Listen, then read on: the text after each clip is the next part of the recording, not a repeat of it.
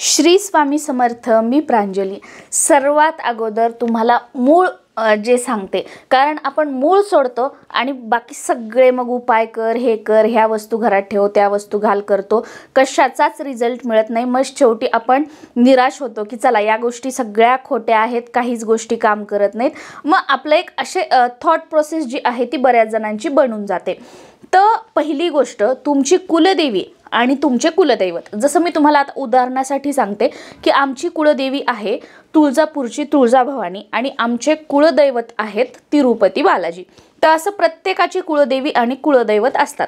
तुम्हाला जर तुमची कुलदेवी माहीत नसेल तर ती कशी ओळखावी, हा व्हिडिओ आपल्या चॅनलवर आहे, तो तुम्ही बघू शकता। त्या प्रोसेसने बऱ्याच जणांना त्यांची कुलदेवी समजलेली आहे, कमेंट्स पण आलेल्या आहेत। तर नक्कीच तुम्ही त्या पद्धतीने तुमची कुलदेवी कोण आहे हे ओळखू शकता।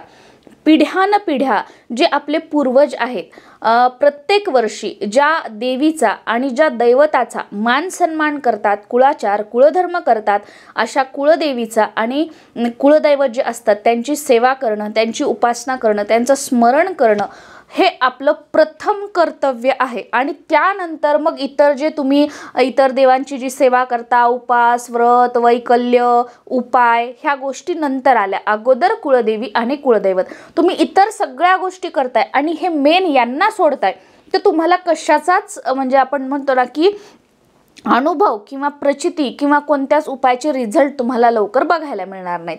आणि मग त्यामुळे काय की घरामध्ये सततचे भांडणं, नवरा बायकोचे वादविवाद, घरामध्ये आजारपण, पैसा येतो पण न टिकणं, उद्योगधंदा सतत बदलावा लागणं किंवा आर्थिक नुकसान होणं, संतान प्राप्तीसाठी प्रॉब्लेम येणं, बरेचशा ज्या गोष्टी आहेत त्या या गोष्टीमुळे आपल्याला फेस करावे लागू शकतात।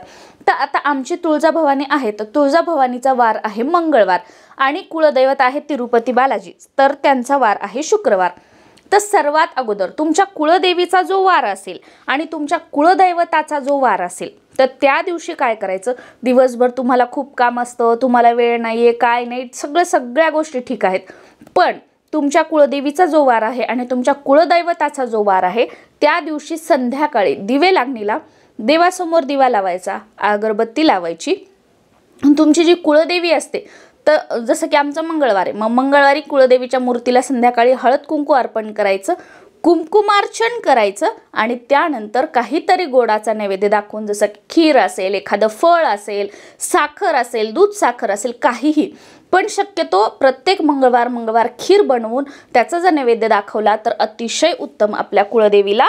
आणि त्यानंतर आपल्या कुलदेवीची जी कोणती आरती आहे ती तुम्हाला करायची आहे कुलदेवीची मंगळवारी, जसं की आमच्या तुळजाभवानी आहे म्हणून। आणि याच पद्धतीने कुलदैवताचा तुमचा जो वार आहे आमच्या शुक्रवार, मग शुक्रवारी काय करायचं की बालाजीचा फोटो असेल किंवा मूर्ती असेल, त्यांना गंध, धूप दीप वगैरे हे सगळं दाखवायचं, गोडाचा नैवेद्य दाखवायचा आणि त्यानंतर बालाजीची आरती करायची। पहिली गोष्ट तुम्ही ही करायला सुरुवात करा आणि मग बघा की फक्त ह्या साध्या सोप्या गोष्टींनी तुमच्या आयुष्यामध्ये किती सकारात्मक गोष्टी घडू लागतात। घरातील जी निगेटिव्हिटी आहे ती दूर होईल आणि तुमच्या घरामध्ये सकारात्मक वातावरण, तुमच्या घरामध्ये प्रसन्नता, घरामध्ये बरकत होताना तुम्ही स्वतः बघा। याच्यासाठी कोणताही उपाय नाही, काहीच नाही, फक्त एक छोटं की त्या दिवशी कुलदेवी आणि कुलदैवताच्या दिवे लागणीच्या वेळेला आरती करायची आहे आणि नैवेद्य दाखवायचा आहे। आरतीला जर तुमच्या घरातील सगळे सदस्य जर तिथे उभा राहिले अगदी 5 मिनिटं तर खूप चांगलं, नसेल तर तुम्ही स्वतः केली तरी काही हरकत नाही। आरती करताना घंटी मात्र आवर्जून जी आहे ती वाजवायची आहे।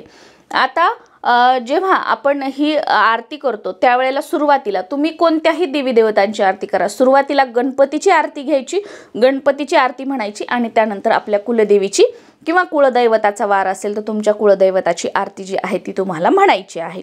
या पद्धतीने पहिलं। आता त्यानंतर दररोज जी तिन्ही सांजेची वेळ असते, जी दिवे लागणीची वेळ असते, तर त्यावेळेला तुमच्या घरामधले सगळ्या रूम, 1 रूम असू द्या, 4 रूम असू द्या, 10 रूम असू द्या, अगदी म्हणजे 6 ते 7:30 किमान या वेळेमध्ये तरी प्रत्येक रूममधला एक लाईट उघडा ठेवायचा आहे, चालू करायचा आहे। सॉरी, लाईट उघडा नाही, मला म्हणजे मुख्य प्रवेशद्वार उघडं ठेवायचं आहे आणि प्रत्येक रूममधला लाईट जो आहे तो चालू ठेवायचा आहे आणि टॉयलेट बाथरूमचे जे दार आहेत ते बंद असावेत, ही गोष्ट फॉलो करायची आहे। त्याच्यानंतर मग भले तुम्ही ज्या रूममध्ये आहेत त्या रूममधली लाईट चालू केली तरीही चालेल, ही पहिली गोष्ट। त्यानंतर तुळशीजवळ दिवा लावायचा आहे, आपल्या देवाजवळ दिवा लावायचा आहे, कुळदेवी आणि कुळदैवताचा वार असेल तर त्या दिवशी आरती करायची आहे, आणि नसेल तर संध्याकाळची तुमची एखादी सेवा तुम्ही जी आहे ती फिक्स करा. जसं की आता मी संध्याकाळची काय सेवा, म्हणजे सध्या तर माझ्या सेवा घरामध्ये काम चालू आहे म्हणून स्टॉप आहेत, पण संध्याकाळची जी सेवा आहे जी आता मी सुरू करणार आहे आणि जी मी प्रत्यक्ष करताना तुमच्यासोबत तो व्हिडिओ सुद्धा शेअर करेल, ते म्हणजे मी कनकधारा स्तोत्र जे आहे, आता त्याचे जे उच्चार आहेत ना ते कधी आपण पठण केलं नाही, थोडेसे मला अवघड वाटतात, तर सुरुवातीचे एक 8-15 दिवस की आपल्या ते शब्द ऐकून कानावर जावेत आणि ते आपल्याला म्हणायला नंतर सोपं व्हावं, तर मी सुरुवातीचे एक 8-15 दिवस तिन्ही सांजेच्या वेळेला देवाजवळ आपण जो तेलाचा दिवा लावतो तो तर लावणार आहे, पण एक तुपाचं निरांजन लावणार आहे, आणि त्यासोबत जी आपली धूप अगरबत्ती माता लक्ष्मीला जे प्रिय आहे ते लावून हे कनकधारा स्तोत्र जे आहे ते मी ऐकणार आहे. तर हे तुम्ही करू शकता. आणि दुसरं म्हणजे यासोबतच कनकधारा स्तोत्र ऐकून त्यानंतर माझा प्रयत्न राहील की 16 वेळा श्री सूक्त म्हणायचं आहे, पण कधी खूप काम असेल कधी हे नसेल तर कमीत कमी 3 वेळा श्री सूक्त आणि 21 वेळा व्यंकटेश स्तोत्र, किंवा 21 वेळा जर झालं नाही तर कमीत कमी 1 वेळा व्यंकटेश स्तोत्र, ही जी सेवा आहे ही मी तिन्ही सांजेला आता माझी ठेवणार आहे दिवे लागणीच्या वेळेला. तर तुम्ही हीच ठेवावी असं काही नाही, कारण तिन्ही सांजेची वेळ ही आपण माता लक्ष्मी आपल्या घरात येण्याची वेळ अशी मानतो, त्याच्यामुळे ह्या वेळेला मी या सेवा करायच्या ज्या आहेत ते निवडलं आहे आणि या सेवा मी करणार आहे जशा जमेल तशा. त्याचबरोबर तुम्ही जर तुम्हाला हे काही स्तोत्र मंत्र वगैरे येत नसेल तर टीव्हीवर किंवा मोबाईलवर जी दिवे लागणीची वेळ असते त्यावेळेला तुम्ही श्री सूक्तम, महालक्ष्मी अष्टकम, विष्णू सहस्त्रनाम, व्यंकटेश स्तोत्र किंवा कनकधारा स्तोत्र यापैकी तुम्हाला जे कोणते स्तोत्र मंत्र आवडतात ते तुम्ही टीव्हीवर किंवा मोबाईलवर लावू शकता. मुख्य प्रवेशद्वार उघडं ठेवायचं आहे, मुख्य प्रवेशद्वाराच्या बाहेर अगरबत्ती लावायची आहे. तुम्हाला जर शक्य असेल तर दोन्ही साईडला उंबरठ्याच्या बाहेर तुम्ही दिवे लावू शकता, किंवा तुम्ही एका साईडला दिवा लावला तरीही चालेल. एका साईडला दिवा लावायचा असेल तर जेव्हा आपण आपल्या घरामध्ये प्रवेश करतो तेव्हा आपल्या उजव्या हाताला आपल्याला उंबरठ्याच्या बाहेर दिवा लावायचा असतो. तर दिवा लावायचा आहे. या वेळेला घरामध्ये मोठ्याने बोलायचं नाहीये, ओरडायचं नाहीये, जेवण करत बसायचं नाहीये, पायाची आडी घालायची नाहीये, भांडे घासायचे नाहीये, धुणं धुवायचे नाहीये. आता तुम्ही म्हणाल की धुणं धुवायचं मी काय सांगते, कारण बरेच जण आजूबाजूला सुद्धा मी बघते की त्यांना वेळ काळ हे काही नसतं, कधी उठतात कधी कपडे धुतात, कधी काही करतात, कधी कोणत्या गोष्टी, दिवसभर आराम करायचा, मोबाईल बघायचं, सगळं हे करायचं आणि संध्याकाळच्या वेळेला कपडे धुवायचे. तर असं नाही, प्रत्येक याचं ना एक रुटीन असतं. आणि बघा तुम्ही जर ह्या वेळेला मी समजा म्हटलं नाही करायचं, तुम्ही जर केलं तर याचे जे नुकसान आहेत तुम्हालाच आहे, आणि तुम्ही जर ह्या गोष्टी पाळल्या याचा जो फायदा आहे तो तुम्हालाच आहे. ह्या गोष्टी काही आजच अशा अचानक प्रगट झाल्या अशा नाही. आपली आजी पणजी, आपल्या सासूबाई, आपल्या आई, आपल्या घरातली जी मोठी मंडळी आहे ना, अगदी लहानपणापासून या गोष्टी ज्या आहेत त्या आपल्याला सांगत आलेल्या आहे. बऱ्याच जणांनी ह्या गोष्टी फॉलो करतात. अगदी म्हणजे माझ्या पूर्ण ज्या खानदान जे म्हणतो ना, सगळ्या ह्याच्यात ह्या ज्या गोष्टी आहेत ना त्या फॉलो केल्या जातात, आजही केल्या जातात.